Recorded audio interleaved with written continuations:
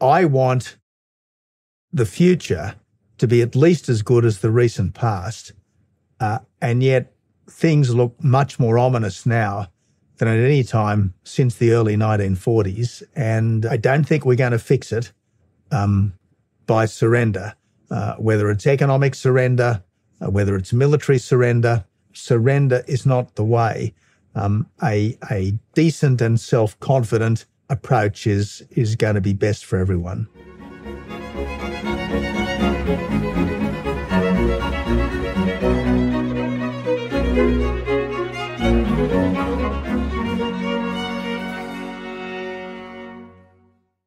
Hello, everyone watching and listening. Today, I'm speaking with Australian journalist and former Prime Minister, the Honourable Tony Abbott. We met before once in Australia, and this will be a follow-up to that.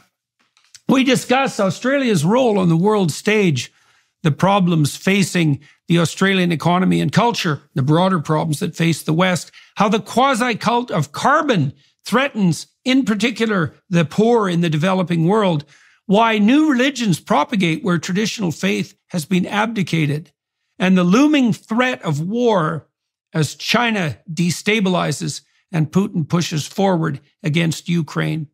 We also discuss our joint involvement in the Alliance for Responsible Citizenship, the ARC, which is a new venture grounded in London, designed to put forward a positive vision of the future that everyone could, in principle, be on board with voluntarily. So, Mr. Abbott, let's start by talking about Australia as a whole. I mean, what role do you think Australia plays on the international front now? Like, how do you think Australia should be conceptualized by people outside of the country? Well, Jordan, I think Australia is one of those wonderful countries which is big enough to be interesting and significant, but not so big as to be intimidating and threatening. And Australia's history is such that there's really no one anywhere in the world who has a grievance against us. And that's not true of so many other countries. You think of the United States, you think of Britain, you think of France, you think of Germany, you think of Italy, you think of Russia, you think of China. There are grievances that different countries have against all of those countries. All of those countries have great strengths as well.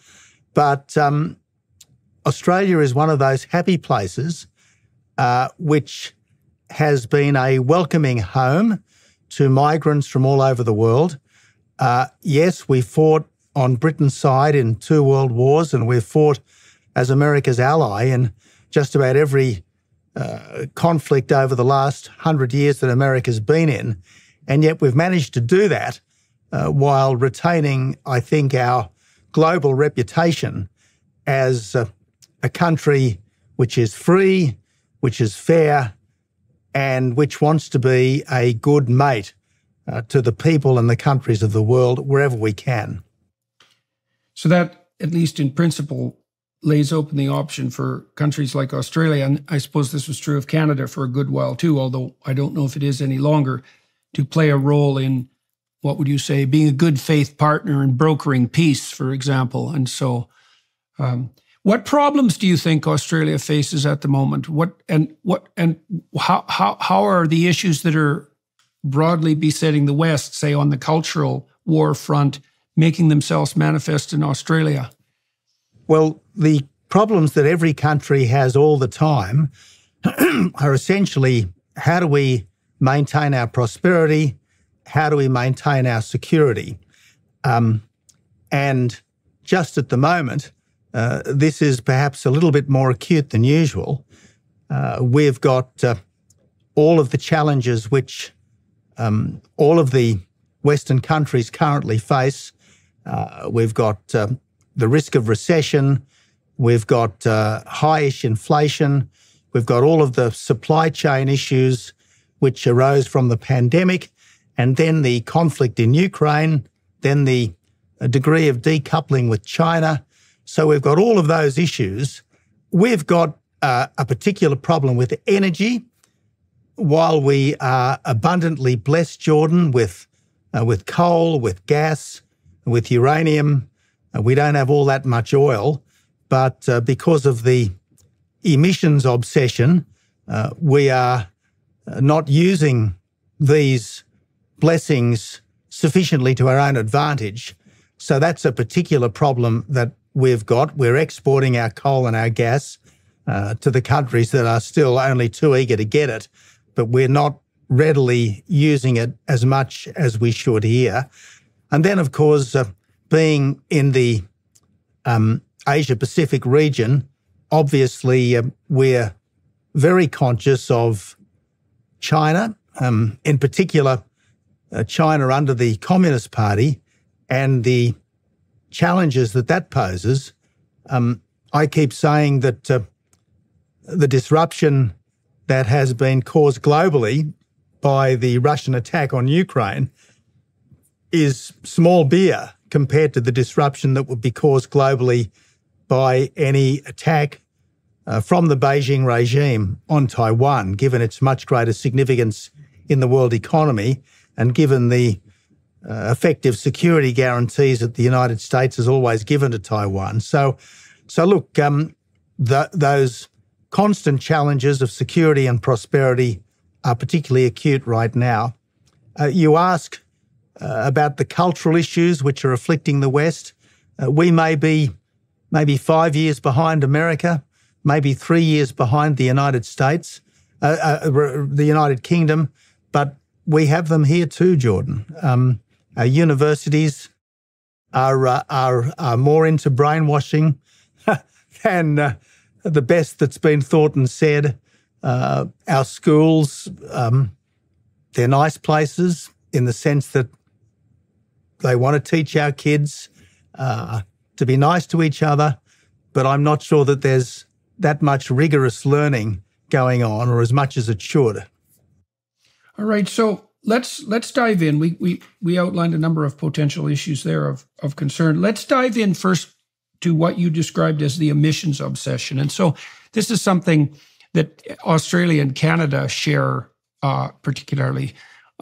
Canada is blessed on the fossil fuel front, and we have vast reserves of uranium as well. And we are doing everything we can at the federal level in Canada to scuttle the oil and gas industry in favor, hypothetically, of renewables, which is a really bad idea in a country like Canada, which is massive and completely inhospitable to human life. And in Australia, you guys have the same issues in many ways, ambivalence about utilizing your natural resources, but strangely enough, very little compunction in sending them to China, coal in particular. And this strikes me as extremely peculiar, given that the Chinese, as far as I know, breathe the same atmosphere we do. And if the Chinese are building coal-fired plants like madmen, which they clearly are, then what difference does it make to us in the West, let's say, except in terms of prosperity, whether or not we use our technology to produce relatively clean, say, coal-fired plants, or the Chinese do it in China? Like, what in the world is the possible rationale for that, as far as you're concerned? Well, Jordan, I find it as mysterious as you do. We are inflicting gratuitous economic damage on ourselves without doing any good to the global environment by refusing to use coal and gas in this country while exporting as much coal and gas as we can sell to others, particularly China. And the interesting thing is that while we are fastidious in measuring and reducing our emissions, we are fastidious in making commitments to the wider world that we are determined to keep. We're oblivious to the fact that emissions are going up and up because Russia, China, and India, for understandable enough reasons, are making no such commitments. So this is really an act of economic self-harm that we are engaged in. It's a kind of virtue signalling on a national scale, and I very much regret it. I regard myself as a conservationist. I accept that we only have one planet. I accept that if you look back over what we know to have been the history of the planet, there certainly has been global warming, there has been global cooling, there have been hotter times, there have been colder times. So climate change is real in that sense, although you can argue about the contribution that mankind's carbon dioxide makes to it. But certainly the efforts that we in this country are making to reduce emissions are harming us, and they're not actually making any difference to global emissions. And I just think that's pretty irrational. Well, it seems to me that you could make a case that not only are they doing no good on the global emissions front, that in places like Germany, these idiot green policies have actually made the emissions situation worse. And so, one way you could conceptualize this that sort of cuts across the political argument problem is that if the green policies that have been implemented by countries like Germany fulfilled their own mandate, at minimum, you could say that they have some credibility. So, you could look at Germany and you could think, well, electricity is more expensive and it's more unreliable, and the Germans are dependent on the Russians and other relatively autocratic states to provide their energy, but at least carbon emissions have gone down. But in fact, in Germany, partly because they've had to turn to burning lignite and they shut their nuclear plants down, which was an act of unconscionable stupidity, they're actually producing, I think it's 10 times as many emissions per unit of electricity as France, and they're far more polluting on the energy front than they were like 7 years ago. So not only have they failed utterly on the economic front, they're actually doing worse by their own criteria. And the same thing has to be true of countries like Canada and Australia. When you look at it globally, if we export our resources to China and they do a relatively bad job of generating electricity, especially given the immense corruption in countries like that, why in the world wouldn't we do that in the West, where we could do it, with a certain degree of, let's call it, finesse? And so I cannot see that there's something wrong with my reasoning when I walk through the problem in that sense. And so what do you think about that? Is there something that I'm missing, say, in relationship to Germany, or is this as foolish as it appears to be? Well, Jordan, I think this is monumental folly. I think it is self-destructive folly. But I think what we are dealing with here is something more akin to a new religion than ordinary considerations of rational self-interest and even ordinary stock standard idealism. As I said, I'm all in favour of doing what we can to protect the planet, but I'm not in favour of doing things which harm us and don't help the planet. And plainly, that's what's going on right now. One of the many reasons why I think there's a religious dimension to all of this, a kind of almost like a cultish dimension to all of this, is that the same people who are most insistent on the urgency of emissions reduction are normally deeply hostile to the only form of emissions-free 24/7 baseload power, namely nuclear. Now, if it really is absolutely essential that we move rapidly to a zero-emissions world, and if we do want at the same time to maintain our standards of living, there's really only one way to go, and that's nuclear, which is proven, reliable, safe. It may well be somewhat more expensive at this time than alternatives, certainly than coal and gas and oil. But we know it works, and we know it's emissions-free. We know that France has been generating something like 70% of its electricity from nuclear for the best part of 40 or 50 years. They haven't had any significant accidents, so why not do something like this in other countries if we really do think that emissions are as important as all that? The religious cult idea. So I think I want to pick up two streams of thought there. I'm also puzzled, like you, with regard to attempting to conceptualize the opposition to nuclear power, because the bitter pill we're asked to swallow constantly is that climate change in the caused by excessive carbon dioxide production poses an existential threat to mankind.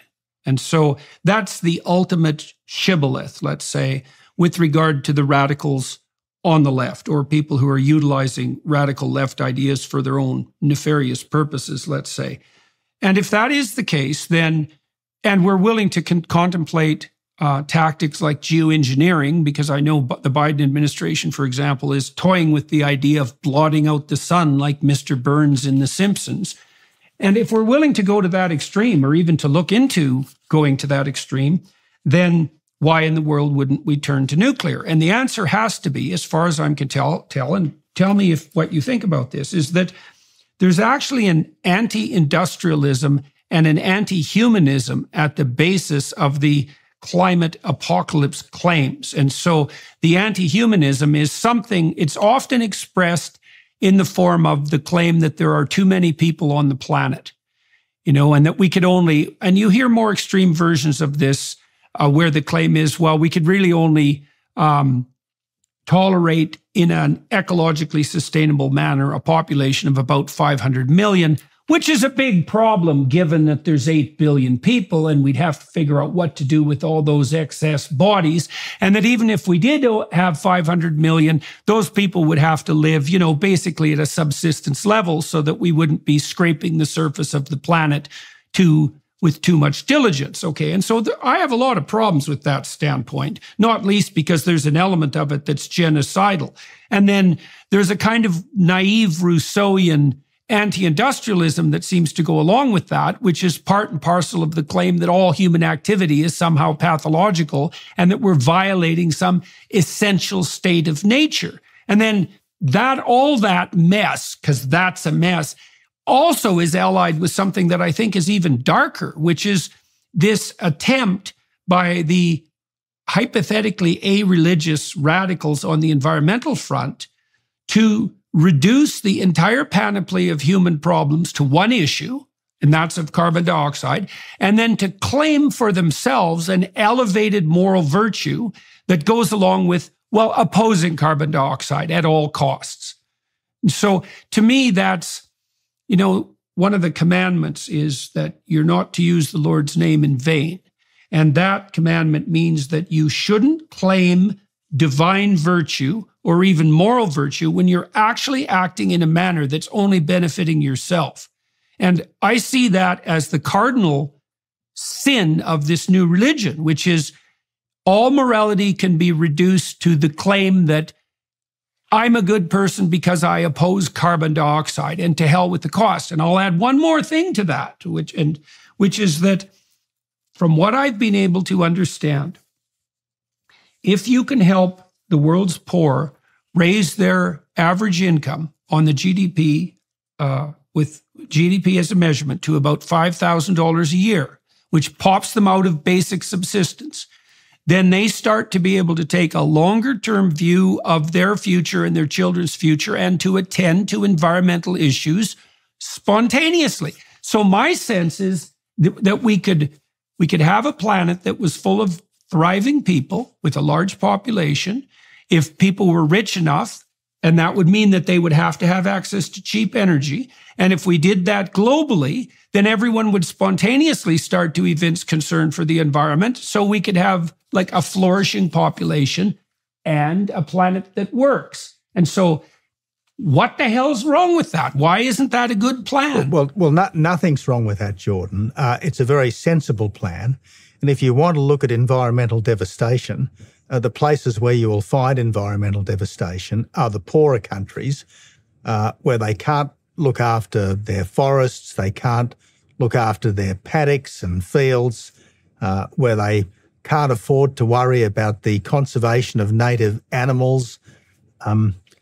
It's really only the better off countries where we can take all these things seriously, because in the other countries, they're embarked in a constant struggle just to stay alive. And this is why, as you say, if we want a better environment, and if over time we want the world's population to stabilise and perhaps even reduce a little, if you look at what has already happened in many of the more developed countries, let's do what we can through trade and through the encouragement of better governance. Let's do what we can through the encouragement of decent education and the liberation of minorities. Let's do what we can to try to bring what are currently the most impoverished countries up to, as you say, a better level of life.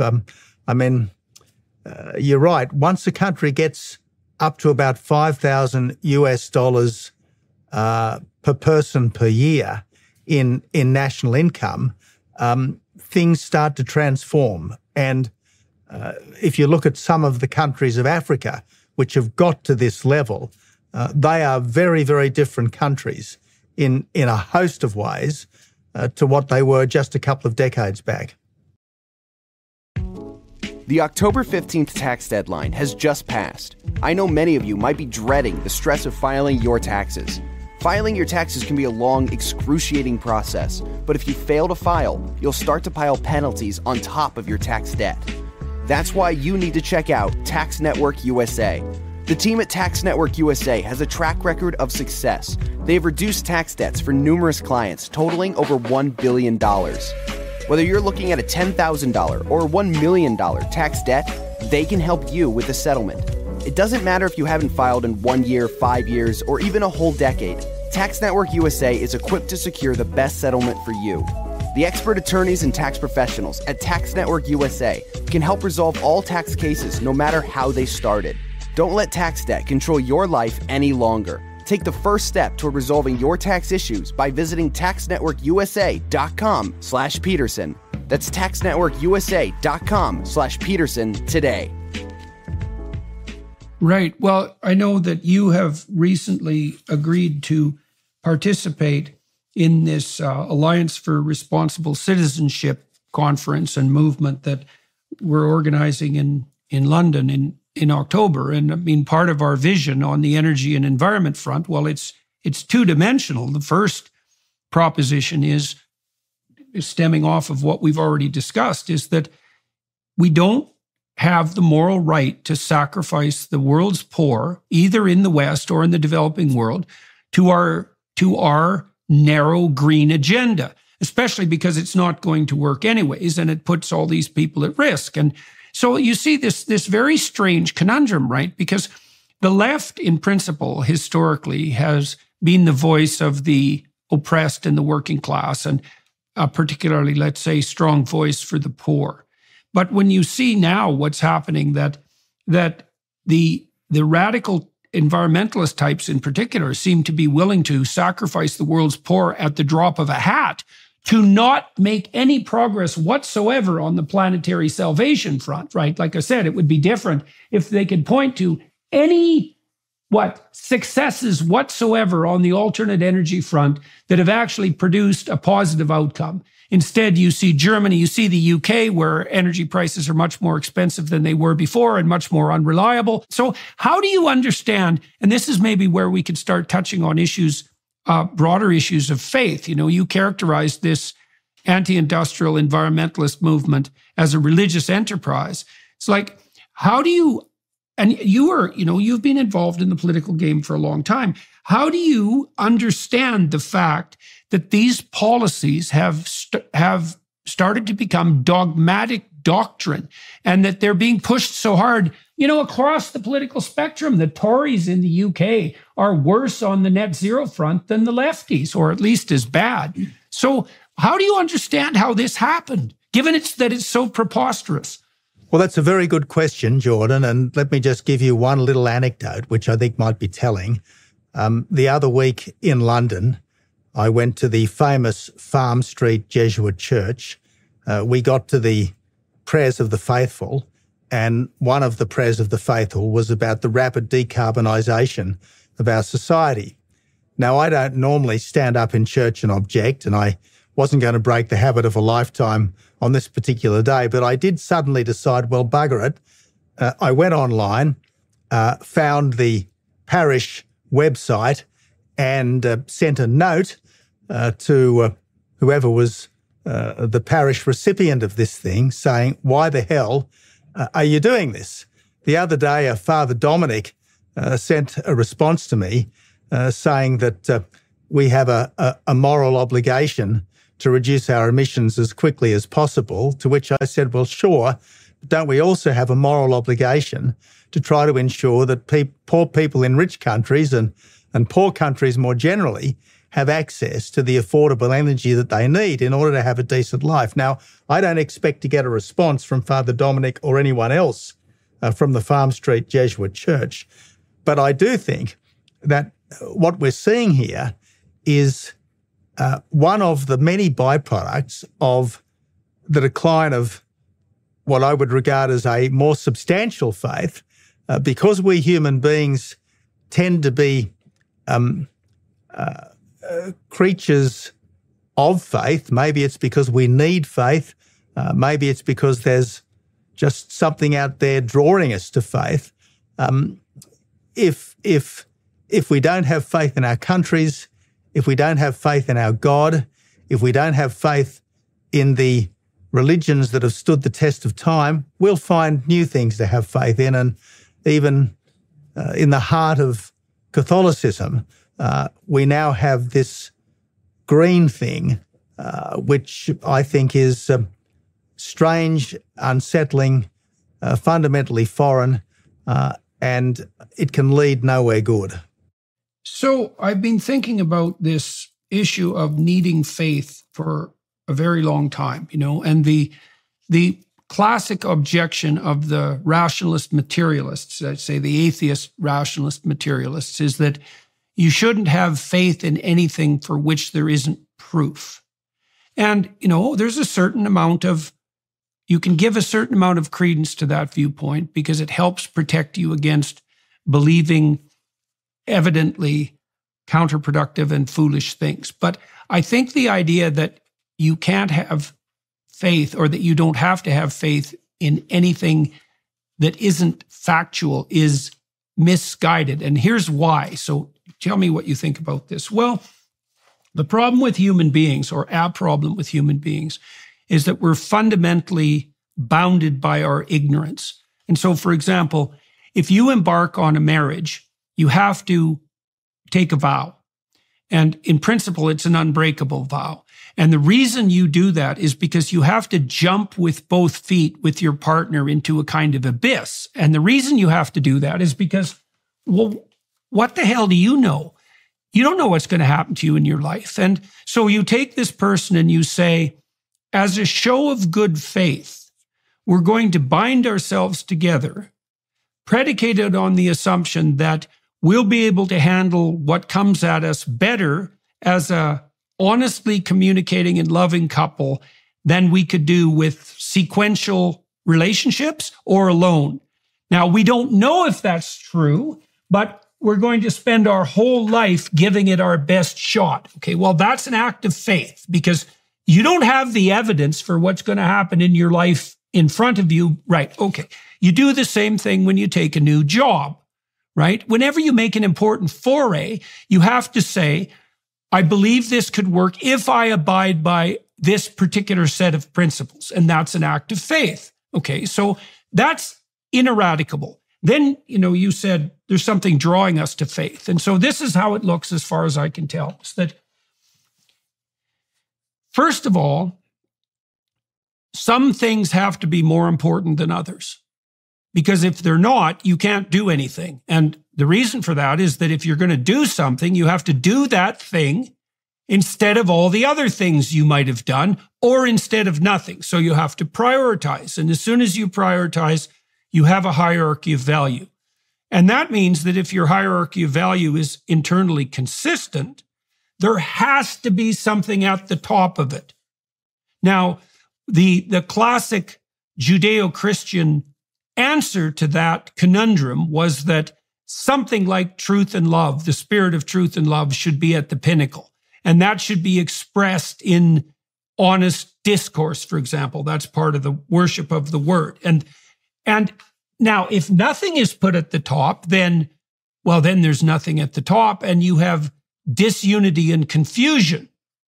And so the only alternative to organizing your perceptions and your actions in a hierarchical manner with something at the top is confusion and disunity. There's no third choice. So I think that's what draws us to faith, is that we're drawn to integrate our perceptions and our actions under a single scheme. And that helps stabilize us psychologically, because then we're not confused and hopeless, but it also unites us socially, because, you and I, for example, right now, we can sit and engage in civil discourse because we've agreed on a unifying framework, right? We're going to talk for 90 minutes. We're not going to play any tricks on each other, and we're going to see how that goes. And that means now we can cooperate and compete in a peaceful manner. Okay, so I don't see that any of that is replaceable. Now, you pointed out that if we don't have faith in one thing, we're either going to have faith in nothing or in something else. And it does seem to me to be the case that, Gaia, the Earth Mother, has risen up as an alternative to, let's say, Yahweh and the classic uniting God of the West. And that doesn't seem to me to be a reasonable replacement. Well, I agree with you, Jordan. And look, the things that really matter can't be proven. Certainly they can't be proven in the way that a mathematical formula or some scientific experiment can be proven. We can't prove that the people close to us really love us. They can't prove that they are really loved by us. We have to take all this stuff on trust. And similarly, we absolutely need an important purpose to our lives, which is above simple survival, simple pleasure, just the basic satisfactions that an animal might seek. We need to have a purpose, and whether the purpose is looking after our loved ones, whether the purpose is being very good at a necessary but quite possibly simple job that we do as well as we can, whether the purpose is love and respect for the God that we think is our creator. Every single human being, to live well, needs a sense of purpose to his or her life. Once upon a time, it was, I suppose, civic-mindedness. In the case of some, it was family commitment. In the case of others, it was a sense of the divine. In the case of still more. But all of those things are much weaker today across the West than they were a generation or two back. But because we are faith-focused people, we will seek other things, and it might be money, it might be pleasure, hedonism in all its forms, or we might find some alternative, a kind of green cult, if you like, or a climate cult, if you like, saving the planet not from the devil, but saving the planet from a climate apocalypse that might fill that gap. Now, again, I say, I think all sensible people should be conservation-minded. I don't want to see beautiful buildings demolished readily. I do not want to see our flora and fauna devastated. I take infinite satisfaction and delight in the waves rolling in at Manly Beach when I get down there of a morning on my longboard. I love to see the dolphins in the distance and occasionally the spout of a whale. Magnificent, absolutely magnificent. But you can't worship that. And certainly this idea that we should fixate on man's contribution to carbon dioxide emissions, I just think is odd. All right, so let's walk through this a little bit more conceptually. So about 40 years ago, 50 years ago, psychologists started to analyze the manner in which the way people describe themselves aggregates. And they were looking at the underlying statistical structure of self-descriptive language. So here was the idea. We're going to study personality. Personality is reflected in language if we could analyze the statistical structure of language, we might be able to understand something more about personality. And so psychologists did this. They aggregated great bodies of descriptive phrases and sentences and adjectives and found out by statistical analysis, kind of an early application of AI, by the way, that temperament had 5 dimensions: extroversion, neuroticism, agreeableness, conscientiousness, and openness. Now, neuroticism is the dimension on which all the negative emotions aggregate. So if you're more sensitive to anxiety, you're more sensitive to pain and frustration and disappointment and guilt. And that's like a baseline sensitivity to life's challenges. And so the higher in neuroticism you are, the more units of physiological preparation you undertake per unit of stress, right? And it's kind of a guess. Okay, now, one of the things psychologists discovered at the same time was that all of the emotions associated with attention to the narrow self were indistinguishable from negative emotion. So self-consciousness is actually a facet of neuroticism. And so to the degree that you focus on yourself, this is quite a stellar discovery, to the degree that you think about yourself, that you're concerned about yourself narrowly, you are simultaneously possessed by pain and anxiety. Right? Now, you kind of know that, because if you're out on stage and you're addressing a crowd and you get self-conscious, it's very uncomfortable. You blush, you lose your place, you stumble. The same thing happens to musicians if they're performing. And so self-consciousness is actually a disruption of the natural flow of events. Okay. Now, when people are looking for something that unites them, let's say, and that calls to them, they tend to look for superordinate identities that are outside the self. So you could say, well, you could find meaning in an intimate relationship, with your family, with your local community, with your state, with your nation, and then maybe there's something upon which the integrity of nations itself rests. I think that's the word in the Judeo-Christian tradition, by the way. And so you nest your identity in these superordinate elements, and that's also an element of faith, and that takes you, well, the benefit on the hope side, you said people have to have something to strive for. If you don't nest your identity in these superordinate social organizations, then you end up impulsive and hedonistic and self-focused, and that makes you hopeless and miserable. Correct. So that seems to be a bad solution. Okay. So all right. So we're in agreement on that. So let me ask you something more specific then. You were a very intelligent person. You won a Rhodes Scholarship. That's a very difficult thing to manage. You studied at Oxford. And yet, and I'm saying this as devil's advocate, you're also you're also a man of traditional faith. And so I might say, well, how is it that you have been able to balance your intellect, which tends, the intellect tends to have this corrosive, rational, doubtful element that can demolish traditional faith, for example, which is certainly something that's happened to many people and happened more broadly culturally. Why did your faith remain for you a central element of your being? And how have you reconciled that intellectually?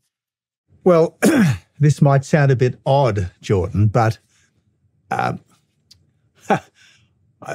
think that humility is incredibly important to a successful life. I mean, you've got to, in a sense, lose yourself to find yourself. You've got to, in a sense, forget yourself to fully flourish. And I guess one of the things that I'm very conscious of is that I don't have all the answers. I don't have all the experience. I don't regard myself as morally or intellectually superior to my forefathers, and I might have personal doubts, but I think it's important to be sufficiently immersed in the tradition, at least to the point where you respect it. and you allow it to work its magic on you. And look, my personal faith waxes and wanes. One of the many reasons why I never further pursued something that I did for a couple of years, namely the Catholic priesthood, is because I didn't think I had enough of a personal relationship with our Lord and Master Jesus Christ to be able to communicate that to people and persuade people that they too could have it. But nevertheless, the fact that my faith was insufficient to move mountains doesn't mean that I don't respect it. It doesn't mean that I don't strive after it. And it doesn't mean that such that I have doesn't sustain me. I mean, the Bible is the root of all wisdom, inspiration, and spiritual nourishment. The Hallow app empowers you to explore the Bible's profound teachings and to effortlessly incorporate them into your daily life. A great place to start while you deepen your understanding of the Bible is to check out Father Mike Schmitz's Bible in a Year, available on the Hallow app for brief daily readings and reflections. Here you can dive into an extensive library of Bible reading plans, accompanied by insightful reflections and audio-guided meditations. Whether you're a seasoned Bible reader or just starting your journey, Hallow provides a platform for you to engage with Scripture like never before. Studying the Bible's literary brilliance has influenced countless writers, poets, and artists throughout history. By studying the Bible yourself, you'll gain a deeper appreciation for the power of storytelling, symbolism, and metaphor, enriching your understanding of literature across different genres. The Hallow app also helps you connect with a community of like-minded individuals, sharing experiences, insights, and encouragement along the path to spiritual growth. Download the app for free at hallow.com/Jordan. You can set reminders and track your progress along the way. Enrich your education and nurture your mind and soul today. Download the Hallow app at hallow.com/Jordan. That's hallow.com/Jordan. hallow.com/Jordan for an exclusive 3-month free trial of all 10,000 plus prayers and meditations. Okay, so you talked about the role of moral and intellectual humility on that front. So I've been writing about the book of Exodus, and I conducted a seminar with a variety of people on that book. I was reading this section the other day where the burning bush appears to Moses. And it's really a compelling section, because at that point, Moses is outside of Egypt. So he's no longer concerned with the tyranny or the Pharaoh or his strange heritage. He's gone off to this place called Midia. Anyways, to a foreign country, it's Midia. He's out with the Midianites. He's married a woman there. He's taking care of his father-in-law's flocks. They respect him. He's got himself a life, and it's kind of hassle-free. And he's wandering around near Mount Sinai, interestingly enough, when something attracts his attention, right? And he decides to turn away from his path and to go investigate. And so, to me, what that story is reflecting is the fact that in our lives, we'll be in a relatively comfortable position, and something will beckon to us that we can decide to investigate. And if we decide to investigate that, God only knows what will happen. And that's what happens to Moses. He goes off the beaten path. He goes to investigate the burning bush. And the burning bush is a symbol of life and transformation at the same time, right? Because fire is a transformative element. So he goes to investigate being, that's life, and becoming, that's transformation. And as he investigates it more deeply, he finds that he starts to walk on sacred ground. And God tells him he has to take his shoes off. That's humility, right? And then as he investigates even more deeply, the God of the Old Testament speaks to him and says that it's the same voice that called to Jacob and Isaac and Abraham. And so this seems relevant to the issue of respect for tradition. And so you could imagine that there's a spirit that unites the great acts of history, right? It's all a manifestation of the same proper orientation towards what's highest. That's represented in that story as the Spirit of Yahweh, and that part of what you do if you're called upon to be a leader, which is, of course, the next thing that happens to Moses, is that you bow down and have respect to that guiding spiritual principle that's operated over the entire corpus of history. And so you seem to be making allusions to something like that when you said that for some reason you had a kind of intellectual or moral humility. Now, why did you have that, given the fact that you could have been inordinately proud of your own intellect? I mean, it was of stellar quality, and you were definitely rewarded for it. So how do you think that humility developed, and why do you think people who are listening should give it some credence? Well, Jordan, that wonderful story that you've just so well developed for us is one of the great civilizational stories of our culture and of our history. And part of the modern tragedy is that we know so much, and yet we know so little about the things that have really formed and shaped us as peoples. And there's almost an amnesia now about the Bible stories, whether it's Old Testament or New Testament. There's an indifference to the great history, whether it's the Greeks, the Romans, the history of the development of England and so on, and how the great ideas spread from these places throughout much of the world. There's just this ignorance mixed with scorn, which I think is so sad. I mean, we can know all about artificial intelligence, but if you don't know anything about the culture and the civilization which has made this possible, you are intellectually impoverished, however clever you might be in so many areas. Now, this is part of our problem. Now, I guess I was blessed, if you like, by this sense of respect verging on reverence for our history and for our traditions. When I was very young, my mother would probably on a weekly basis bring me home the now almost forgotten, but back in the 1960s and 70s, were very well-known Ladybird books, which popularised great historical stories, mostly from British history, I hasten to add. But, you know, there was Alexander the Great and Julius Caesar and Plato and Aristotle and all these as well in there. And I just soaked it all up. And so I guess from a very young age, I wasn't scornful of these things. I was appreciative of these things. I wasn't rejecting of these things. I was respectful of these things. And I guess that's what's sustained me, for better or for worse, all the way through. All right. So that's a very interesting observation. So you were exposed to biographical accounts of greatness when you were a kid, and those affected you. Now, I think I was lucky, Jordan, as a youngster.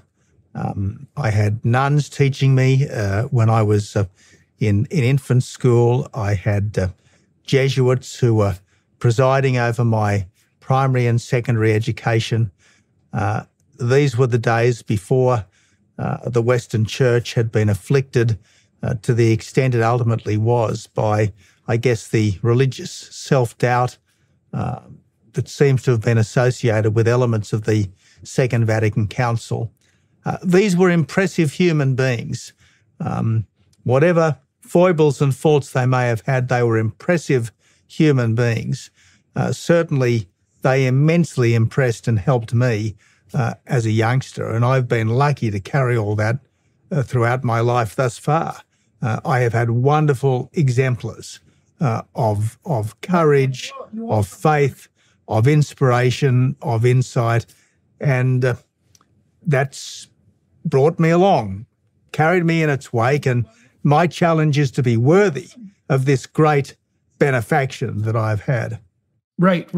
Well, you also said that your mother brought you these stories, and that's kind of interesting psychologically and symbolically, because what that means in a sense is that your mother brought you tales of the great men of the past, which indicated that your mother, so the primary feminine influence in your life, was someone who believed that greatness of spirit actually existed. Now, you could imagine the counterpart, right? Because you could have had a mother or female teachers who were bitterly resentful about the patriarchal oppression of the past, who believed that every heroic figure was nothing other than a patriarchal oppressor, and that was anti-masculine in the most fundamental sense in that manner. Now, you see this.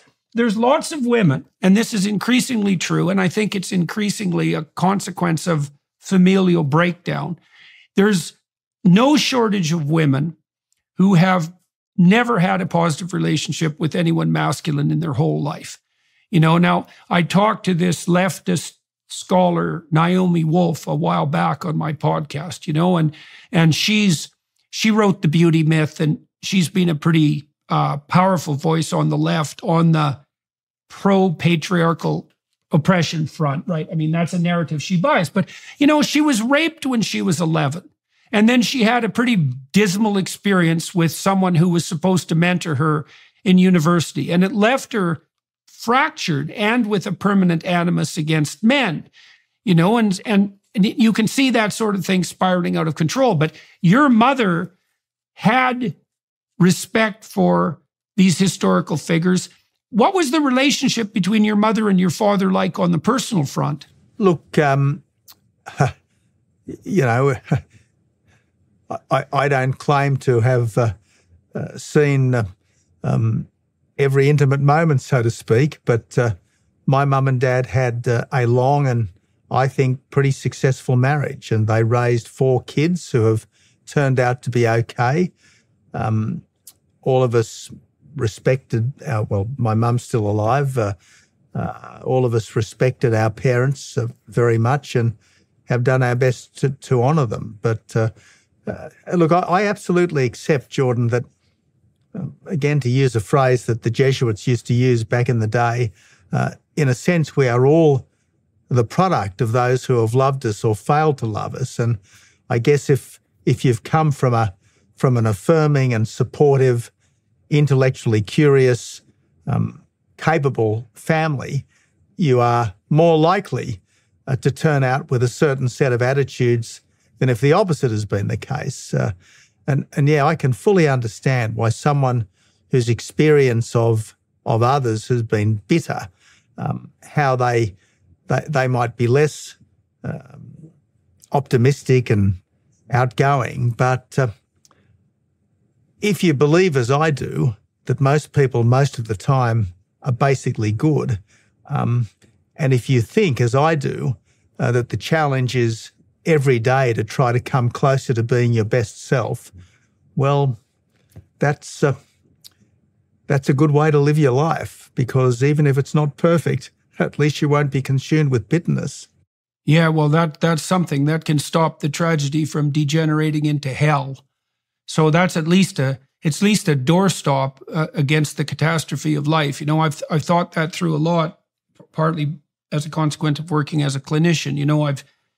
I've seen people in very dire situations, and it's certainly the case that if Job-like tragedies come to visit you in life, you can make the situation a hell of a lot worse by becoming bitter and resentful.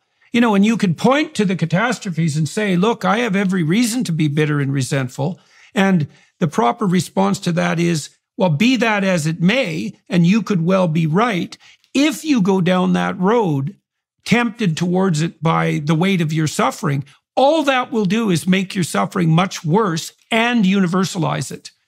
See, that's what the book of Job concentrates on, so in such an interesting manner, because Job has absolutely every reason to lift his middle finger towards the sky and to curse God. I mean, God literally bets with Satan that Satan can't take Job out, and that's a pretty rough situation, right? But I think the moral of the story is something like, no matter what happens to you in your life, and this is a bitch of a thing to say, no matter what happens to you in your life, no matter how deep the degradation and the suffering, you are called upon to maintain faith in the essential goodness of being and to orient yourself upward. You know, and that's a hell of a thing to ask of people. But the alternative seems to be degeneration into a kind of hopeless and bitter misery. Exactly right. And one of the books that I read as a youngster was Viktor Frankl's famous book, From Death Camp to Existentialism. Now, I didn't know too much, still don't know too much about the existentialism, but I do know that he survived that by virtue of focusing on the love he had for his wife, the love he had for his family, because if you have a why, as he kept saying, you can bear any how. The tragedy is that the modern world, while having less and less in the way of objective difficulties, has less and less of the why that will enable us to endure the how. So you talked about humility as a precondition for your development of a certain kind of respect for the accomplishments of the past. And, you know, we could also talk about, something I've learned about the religious enterprise is that the emphasis on virtues like humility is allied with a sense that has to be practiced. So the practice of faith in that regard is to actually practice, to consciously adopt an attitude, let's say, of humility. And humility might be, in principle, you know, I still have something to learn. I could learn to listen better. I could learn to attend better to the treasures of the past. I'm an ignorant creature. I should conduct myself in that manner. I should seek wisdom. And there are all sorts of counterpositions that the full play of the rational mind can produce that will fight against that impulse, but it is something you can practice. And the same thing seems to apply to, let's say, an attitude of gratitude. And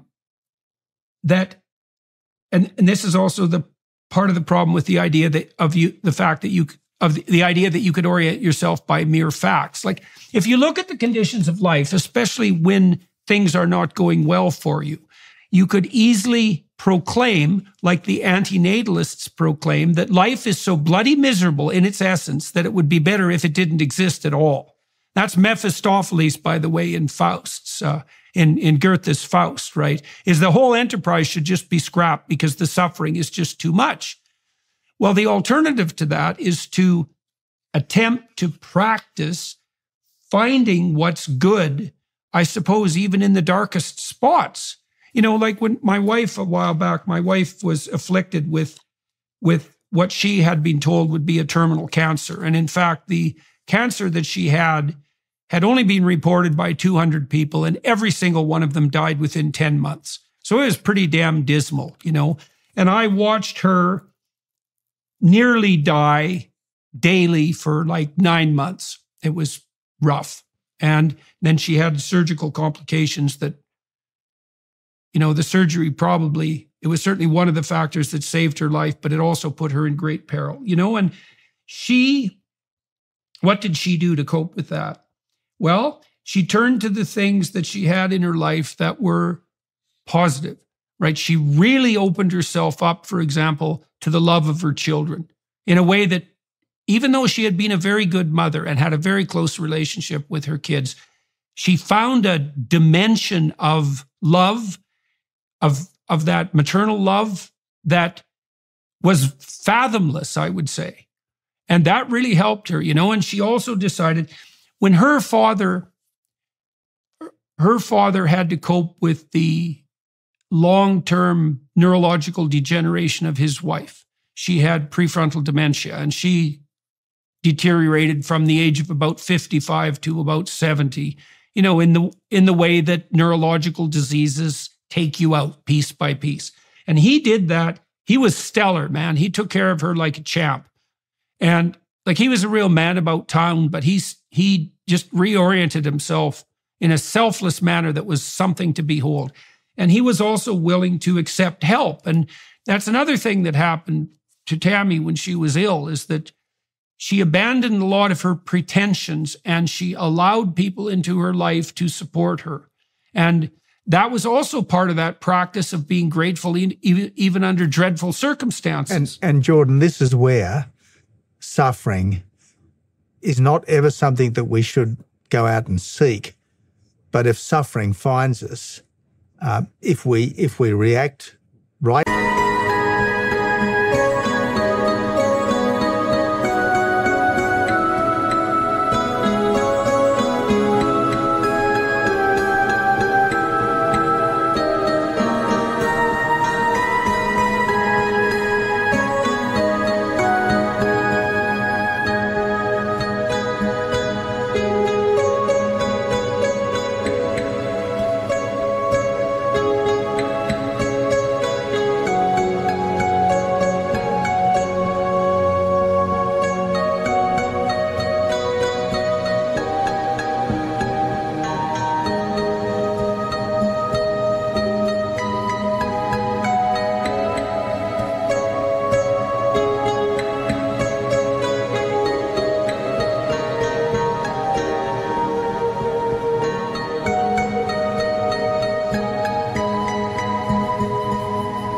to it is in its own way, or it can be at least in its own way, ennobling.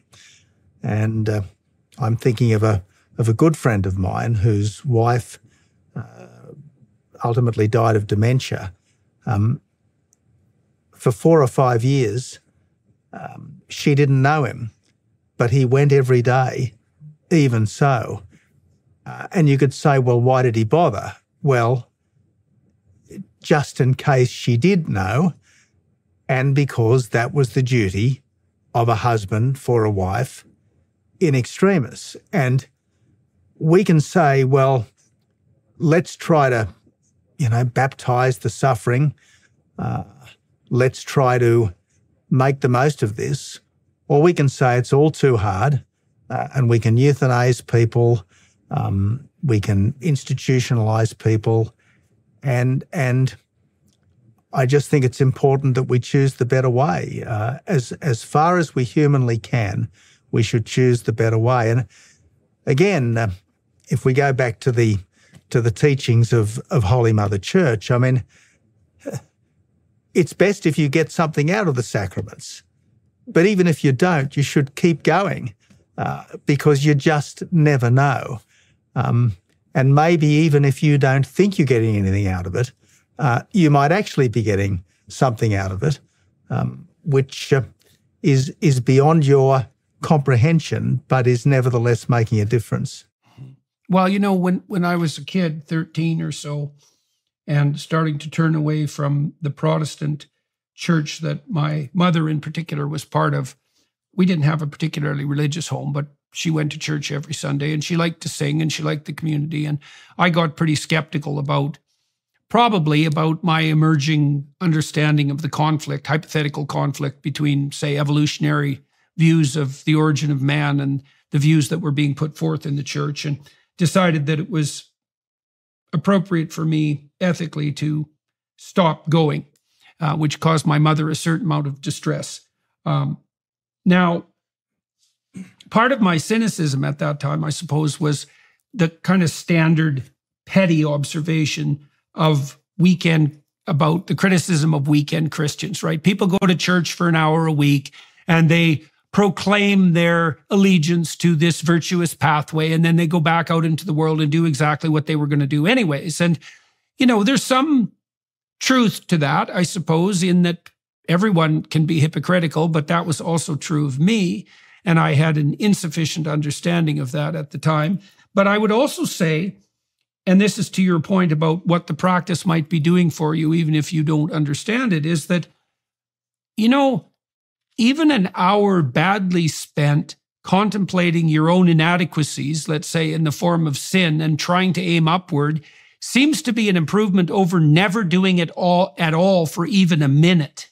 And which seems to be the alternative, right? Because once you scrap the church, and this is the sort of thing that people like Richard Dawkins and the atheist types would have us do, we'll just dispense with all that.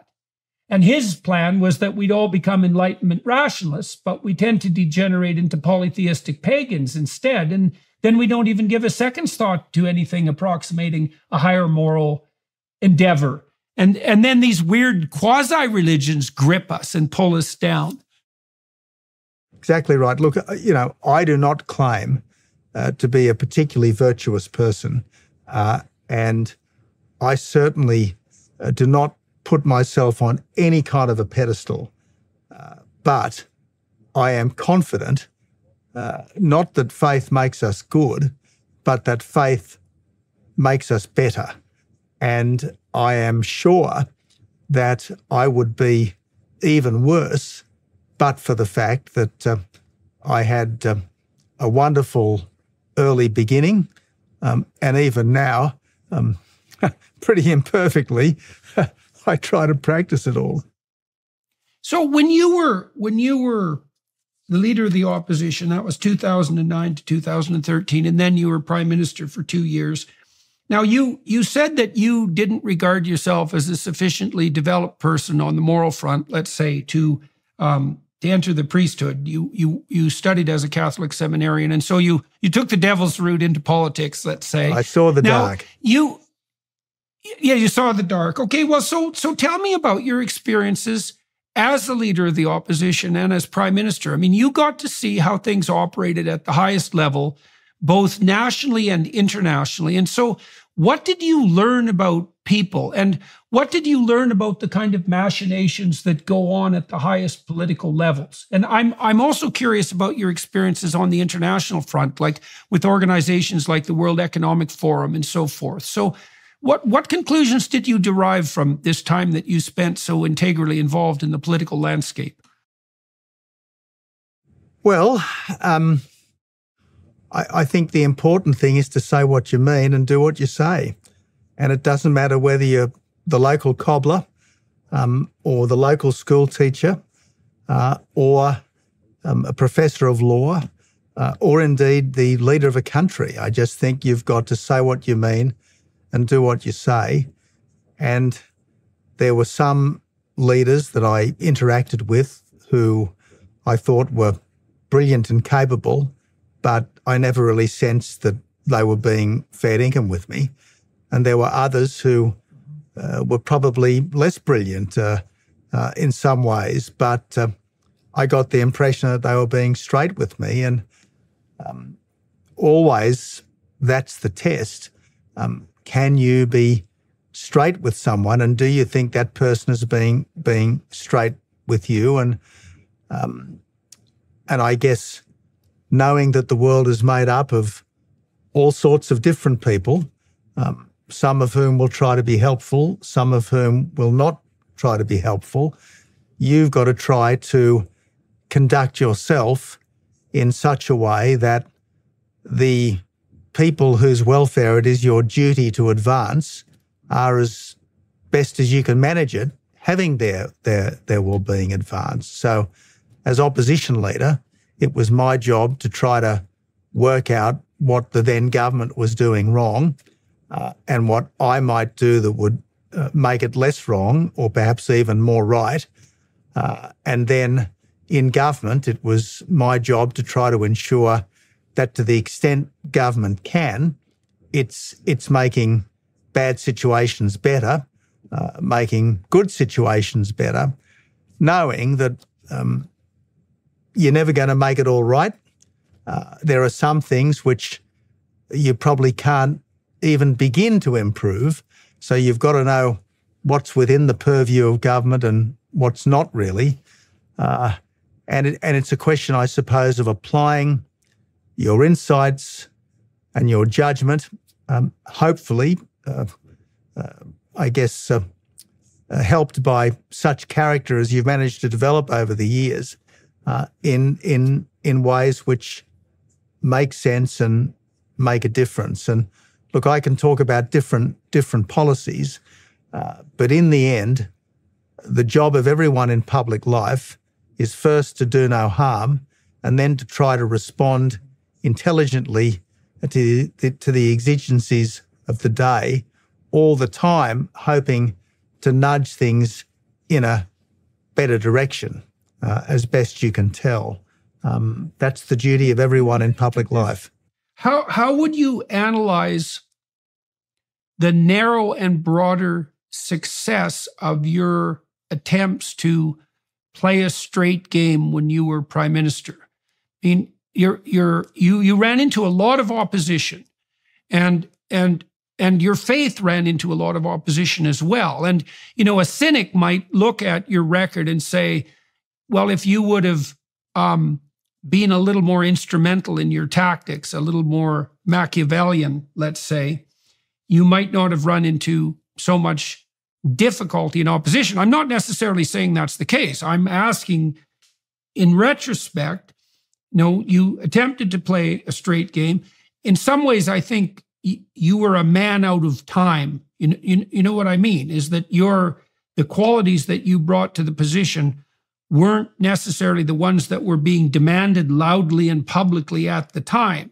And your Catholicism, for example, is certainly something that exists in opposition to the new environmentalist ethos, arguably so, at least. And so do you think that attempting to play a straight game worked for you? And if so, how? And do you think that politics tends to attract people who are more likely to play a crooked game than other modes of interacting with the world, business, art, culture?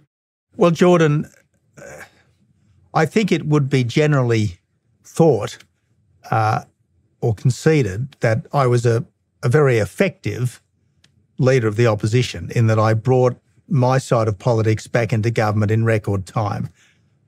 Now, I did that by, I suppose, ruthlessly focusing on the mistakes of the then government and coming up with what I thought were feasible and principled and effective ways of improving that. Now, I got into government, and it would generally be thought that I was less effective as a prime minister. And I guess the fact that my own party replaced me after 2 years would provide a certain validation to that. But nevertheless, I did my best to try to temper the emissions obsession. I did my best to stop the border protection disaster, and I think pretty much completely succeeded in that. I did my best to get taxes down, in fact, abolished a couple of taxes, big taxes, the carbon tax and the mining tax. Did my best to reduce the regulatory burden. Did my best to honour and respect the traditions and the institutions which had stood the test of time. Now, because I was probably against the zeitgeist in a way that most contemporary politicians are not, I did attract a kind of visceral dislike, including from people inside my own party who were happy enough when I was a successful leader of the opposition to put up with this more traditional conservative approach to things, but decided once we were in government that they could do better. But look, it's just one of those things. I mean, so why do you think you were so like universally acclaimed as effective as leader of the opposition, and that was then flipped on its head to some degree when you became prime minister? When you became the prime minister itself, right? It doesn't exactly stand to reason. So what do you think happened? Well, Jordan, the leader of the opposition has effectively one job: to get his team into government. The leader of a government has many jobs. You've got to try to ensure that everything which is in the purview of government is handled as well as it can. So running a government is much harder than leading an opposition. It is. And it's particularly difficult at the moment, given that we are more fragmented and more polarised in the West than we have been for a long, long time. And I suppose, I think it was more difficult as a Conservative because there's a sense in which you're against the zeitgeist. You're out of sympathy with the temper of the times. But rather than conform yourself to the so-called signs of the times, I think the important thing is to push on with what you think is right and do your best to be good enough to overcome the difficulties of these times. And notwithstanding the fact that I was only there for 2 years, I think it was probably the most successful 2 years of the 9 years of the recent coalition government in this country.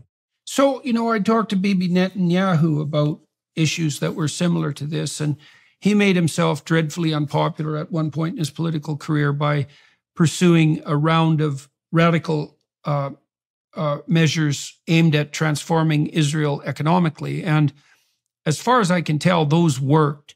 But they took about 10 years to bear fruit, and he was sort of in the political wilderness that entire time. But he certainly came back with a vengeance. And so one of the things I'm curious about is, are you pleased about the fact that you stuck to your guns? And if so, why, given the defeat on the electoral front? And also, what did you learn from, suffer from, and benefit from as a consequence of being attacked in the manner that you were? One of the phrases I think I used on the night I was ejected from the parliament, Jordan, is that it's better to be a fighter than a quitter. And if you're not prepared to lose in a good cause, you're not really prepared to fight for a good cause. And so, look, I'm pleased that I did try to resist the emissions obsession. I did try to get the government less burdensome on people's lives. I did try to ensure that our country had a degree of integrity in its borders. I did try to ensure that our country was an effective and valuable ally to our friends. And look, there are a few things that I guess I might have done differently. Everyone makes mistakes, but fundamentally, I think what I was trying to do was good and proper. Could I have been more emollient from time to time with colleagues? Of course. Could I have lavished a little more time on some people? Sure. Might I have expressed myself better in different circumstances? Well, absolutely. I've done plenty of dodgy interviews over the years. Who hasn't? But I think the project, if you like, the purpose, if you like, was good and right, and I'd do it again in a heartbeat. What made you prepared to lose, do you think? Well, in the end, it's about trying to make a difference, and if you want to make a difference, you've got to strive for it. And if you're prepared to sacrifice that which you are striving for in order to win, it's not about the cause. It's about you. And this is the problem in our public life right now. Too many people seem to be about preferment, promotion. It's about them. It's not about the country. It's not about the cause. They would rather stay in office than make a difference. Yeah, it's a very narrow conception of self. I mean, one of the problems so if you look at the life outcomes of psychopaths, and psychopaths are particularly interesting, because they're completely self-interested in the narrowly selfish sense. But one of the interesting things about psychopaths is they betray their future selves just as badly as they betray other people. So, like, a psychopath will take momentary gratification whenever he can get it. And the problem with that is that there's always a price to be paid. And so psychopaths are completely incapable of learning from experience, and they're much more likely to end up in prison. And the reason for that is that impulsive, narrow focus on the demands of the self actually turns out to be a very, very bad medium to long-term strategy, even if you're thinking selfishly, right? Because you're not conceptualizing how you're going to be interacted with by people over any span of time. It's all about now. And when we talk about the power mongerer types being selfish, it isn't just that they're selfish, it's that they're stupidly and narrowly selfish in a manner that can't sustain itself. Yeah. One of the things that I often used to say to myself was, no unnecessary enemies. Now, there are some necessary enemies, because if you want to do something that you really believe is right for the country and others oppose it, they are going to be your enemies, and you just can't avoid that. But let's not gratuitously offend people, because we can. I mean, that's the mark of the bully. It's not the mark of someone who has at least tried to be a statesman. Yeah. Yeah. Well, no unnecessary enemies. That's sort of like the doctrine of minimal necessary force. Oh, it's a good doctrine. Let's turn our attention, if you don't mind, to the international landscape. And so you have given a lot of thought, for example, to the issue of China. I'm not a big fan of the CCP, not least because they support North Korea. And I would say that any state that supports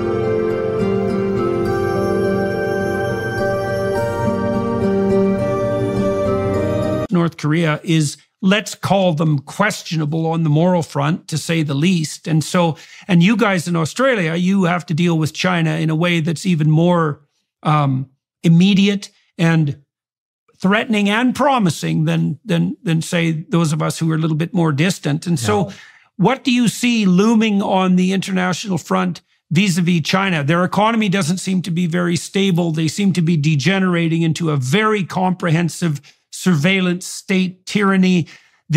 Our hope in the West that increasing material wealth would liberalize China doesn't seem to be bearing fruit, although, the Chinese aren't starving, and there's something to be said for that. And we've had a lot of cheap goods as a consequence. So how do you conceptualize China, the West's proper relationship with China? What are your views in that domain? Well, I think it was the current American Secretary of State, Blinken, who said that we would cooperate where we can. We will compete where we should and confront where we must. I think that was the formula he used. And I actually thought that was quite a good formula. In my time, when MH370 disappeared into the wastes of the Indian Ocean with 240 people on board, of whom about 150 were Chinese nationals, Australia put everything we had into that search because that was the right thing to do. And I think the Chinese government appreciated that. By the same token, when China declared unilaterally air defence identification zones over parts of the East and South China Seas, we flew military jets through there because, again, that was the right thing to do. When China was trying to create this Asia Infrastructure Investment Bank, against the wishes of both America and Japan, our very good friends and allies, we were prepared to join this, although we insisted on changes to the governance structure because we wanted it to reflect the kind of governance structures that global bodies typically had, rather than being simply a proxy for the communist government in Beijing. So look, I think in my time we did pretty well. We successfully secured the first free trade deal between China and a G20 country. But prior to 2015, I think it was still possible to be optimistic about China and to think that even under the CCP, economic modernisation was going ultimately to lead to a degree of political liberalisation, and that over the decades there would be some kind of convergence, if you like. Unfortunately, as we discovered in the COVID period, if there was any convergence taking place, we were getting more like communist China than they were getting like the liberal West. So my attitude to China and to the CCP, I think, was fair enough, over-optimistic perhaps, but it was fair enough back then. My view today is quite different. China is increasingly oppressing its own citizens. It has crushed the freedom of Hong Kong, one of the world's great cities. It's being monstrous towards its own Uyghur citizens. It's bullying and threatening all its neighbours, and it's now particularly focused on taking Taiwan by force if necessary. Now I think that if the Beijing regime believes that it will be 1.4 billion Chinese against 24 million Taiwanese, at some point in the near future they will strike. And I just think it would be horrific for 24 million Taiwanese to have their lives surrendered into the hands of a brutal dictatorship. And while no one wants conflict, I think it is important for free countries like Australia to join with our partners and allies such as the United States, such as Japan, such as the United Kingdom, to say very clearly to Beijing, there will be the most severe consequences if you try to alter the status quo by force across the Taiwan Straits. As I said earlier, Jordan, the Ukraine war has been a catastrophe, but it would be any war over Taiwan would be several orders of magnitude greater. And I think we have to do everything we can to deter that. But I think strength is much more likely to deter than weakness. And so you seem to be quite concerned about the probability of a Chinese assault on Taiwan. And so, in my darker moments, I think, well, if I was running the CCP, a little distraction to take my citizens' attention away from the catastrophes on the domestic economic front might be quite welcome. There's nothing that unites a fractious population more than a targeted enemy. It's a pretty easy thing to use propaganda to agitate for a vision of a unified China as it should be. And so it would be a lovely distraction. And you said, you take a peace through strength approach, let's say, and you talked a little bit, you made some allusion a little bit to deterring China. Like, what do you think that the West could do on the deterrence front that wouldn't increase the probability of a cataclysmic interchange between the West and China? See, the terrifying thing about China is that they're likely more willing to sacrifice their citizens than we are. Right? And God only knows what price they'd be willing to pay to to invade Taiwan, for example, especially if that gave them a purchase on power for another 5 years.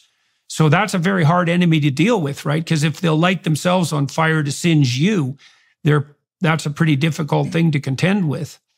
I take your point, Jordan, and I take your point, and I particularly take your point that a dictatorship in trouble is a more unpredictable and dangerous dictatorship than a dictatorship that thinks that its best days are ahead. But likewise, I don't think that free countries can be blasé about the fate of what is practically a free and independent country. I don't think that the democracy should depart from the one China policy. I don't think that the United States should change its strategic ambiguity as such, but I do think that back channels and certain practical steps ought to be taken to try to ensure that Beijing is under no illusions about the magnitude of the challenge it would face. And I'm not necessarily President Biden's greatest fan, but on this particular issue, his statements repeated now, I think, 4 times that the United States would defend Taiwan may well have sent a strong message to Beijing, even though when officials have subsequently walked them back, they have stressed that the posture of strategic ambiguity has not changed. I mean, I think he has actually changed what strategic ambiguity means without abandoning the term. Mm-hmm. What are your thoughts, sir, on the situation vis-a-vis Russia and the Ukraine? Well, Jordan, I know that's a complicated topic. Well, look, again, I don't say this is easy, but I think what Putin is doing is monstrous. I think it's monstrous. He regards Ukraine as a rebel province, just as Beijing regards Taiwan as a rebel province. And unlike Taiwan, which has had a kind of a legally ambiguous situation now for decades, Ukraine has been fully and legally independent for 30-odd years. Putin has never accepted that, even though Ukraine was no threat to Russia, even though NATO was no threat to Russia. He sent his army across the border, expecting a rapid victory, expecting that his death squads would find and eliminate President Zelensky. The Ukrainians have turned out to be much more united, much more heroic, much better prepared, much more imaginative, much more creative on the battlefield. And so for the last 15 months, they have at worst stalemated the Russians and in some ways bested the Russians, notwithstanding the fact that Russia has vastly more resources, vastly more manpower, vastly better weaponry. And I think it's the duty of free countries such as mine to try to avoid escalating the war, sure, but also to try to do whatever we can to help the Ukrainians into the most advantageous possible position. If things went optimally, let's say for the Ukrainians, but realistically, optimally for the Ukrainians and for the West, how do you think, what do you conceptualize as an ending? Because one of the things I've really tried to puzzle out is, well, what's the end game here? Like, if we got what we wanted, and by we, I mean the West that's supporting Ukraine, if we got what we wanted, what would that look like? Do you have a sense of that? Well, ideally, it would be Ukraine regaining every inch of its territory and driving every last Russian soldier off its land. Ideally, that would be what it looks like. Now, in the end, I think it's up to the Ukrainians to decide what they are prepared to accept. But at the moment, despite the fact that Putin is relentlessly and mercilessly devastating their infrastructure, pulverising their cities, they are determined to fight. And the extraordinary thing is that this message that we got very, very pervasively prior to the 24th of February last year, that really there were the Western Ukrainians and then there were the sort of Russian Ukrainians. That appears to be largely a Putin-inspired myth. The Russian-speaking Ukrainians appear to have been almost as appalled by the brutality of the Russian invasion as everyone else. And Putin has succeeded in uniting the country in a way that maybe no one else has. So look, I think out of respect for the heroism of the Ukrainians, we have to leave them to determine what they think is a satisfactory outcome. Obviously, we do not have to support, and I would not expect this for a second, any official Ukrainian incursions into Russia.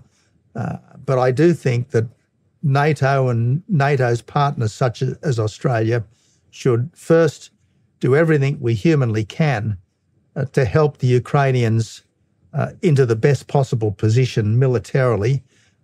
B, say to the Ukrainians that once this war is over, of course we will admit you into NATO. And C, if there is any use of nuclear weapons by the Russians, well, we will then immediately admit you to NATO. That would be, I think, a reasonable position for Ukraine's friends to adopt, which is trying to avoid escalation while at the same time trying to avoid the triumph of aggression and dictatorship. So, all right, we're coming to the end of our time on YouTube. I know you have a hard out that we negotiated a priori, and so I won't ask you any more questions. I would, however, like to offer you the opportunity, if you think it would be useful, to address anything that you think might be well communicated to people on whatever broad international level we manage with this podcast. Is there anything else that you'd like to say to people before we close up this segment? Well, Jordan, obviously I'm here because I have a great deal of respect for the work you've done over the last few years. And I particularly admire the way you have reached a wide international audience, particularly an audience of younger men, and tried to remind them of the enduring virtues you have tried to give them through your own insights and your own experience, something to live for and some ways of actually grasping those essential truths. And look, I just think that countries like Australia, and look, I would extend this to the Anglosphere in particular, and I suppose to the Western world more generally, we have achieved so much, and largely through the influence of the Anglo-American ascendancy. The whole world in 2020 was more prosperous, it was more safe, it was more free than ever before in human history. And rather than despise and reject the values that created that, we should cherish and admire them. And yes, to do our best to renew them and take them forward, because I want the future to be at least as good as the recent past. And yet things look much more ominous now than at any time since the early 1940s. And I don't think we're going to fix it by surrender, whether it's economic surrender, whether it's military surrender, whether it's cultural and civilizational surrender. Surrender is not the way. A decent and self-confident approach is going to be best for everyone. Well, hopefully that's something that we can outline in more detail with this Alliance for Responsible Citizenship. And what was it that Churchill said at the beginning of his histories of the Second World War? In defeat, defiance; in war, resolution; in peace, goodwill; and in victory, magnanimity. I mean, something like that is what we need today. Yeah.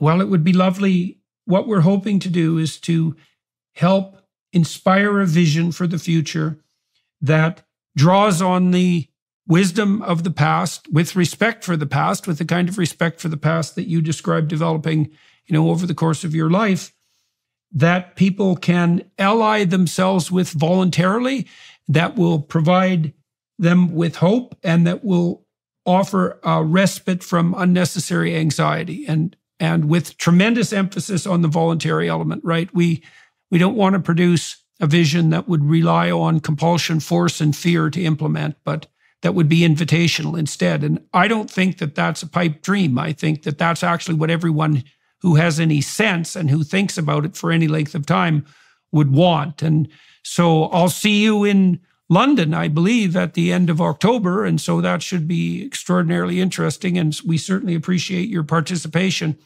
I'm looking forward to it, Jordan. Thank you. All right. Well, thank you, sir. Thank you to everyone watching and listening on the YouTube side for your time and attention, and to the Daily Wire Plus crew for facilitating this conversation. And thank you again, Mr. Abbott, for your time and your insight. And that's all much appreciated. We've had a lot of positive response in relationship to the ARC on the Australian side. And so that's been very heartening. And we're hoping that that'll produce all sorts of positive things in the future. So thank you very much, sir. Very good talking to you today. Thank you.